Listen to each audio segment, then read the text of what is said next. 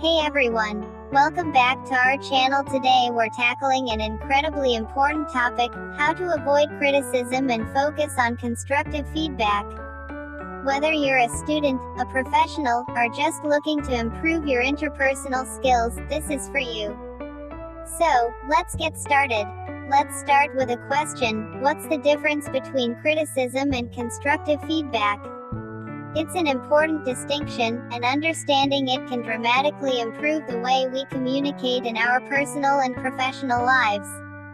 Part 1: Understanding criticism. First things, let's talk about what criticism really is. Criticism often feels like a personal attack, leaving us feeling defensive and hurt. It's easy to focus on what went wrong rather than the opportunity for improvement. But here's the thing, criticism doesn't help anyone grow. So how can we shift our perspective? Part 2: The importance of constructive feedback.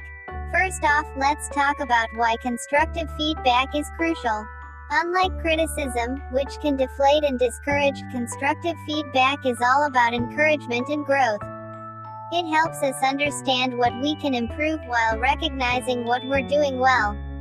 It creates a positive atmosphere where learning can thrive. So, how can we give feedback in a way that builds others up instead of tearing them down? Here are some components that make feedback constructive. 1. Be specific. Instead of saying, "You did a bad job," try, "I noticed that the presentation could use more visuals to engage the audience better." 2. Offer solutions. Always present actionable suggestions. For example, you could maybe try using bullet points to make your main ideas clearer. 3. Be supportive. Encourage a growth mindset, remind the person that everyone makes mistakes and that it's all part of the learning process. Part 3: How to give constructive feedback. So, how do you give constructive feedback effectively? Choose the right time. Timing is everything. Don't give feedback in the heat of the moment. Find a quiet moment to talk. Focus on the behavior, not the person. Always frame your feedback around actions, not character. It helps to avoid defensiveness. Encourage two-way communication. Ask for their perspective and thoughts in your feedback. This can open a dialogue that leads to better understanding. Part 4: How to receive feedback gracefully. Now, let's flip the script. How do you receive feedback gracefully? Stay open-minded. It's natural to feel defensive, but try to listen actively. Take a moment to process before reacting. Ask clarifying questions. If something isn't clear, ask for clarification. This demonstrates your willingness to improve. Recognize the value. Understand that feedback is a gift, an opportunity to grow and become better at what you do. Part 5: Be specific and actionable. Moving on, specificity is key. Instead of vague statements like, "This needs work," aim for actionable feedback.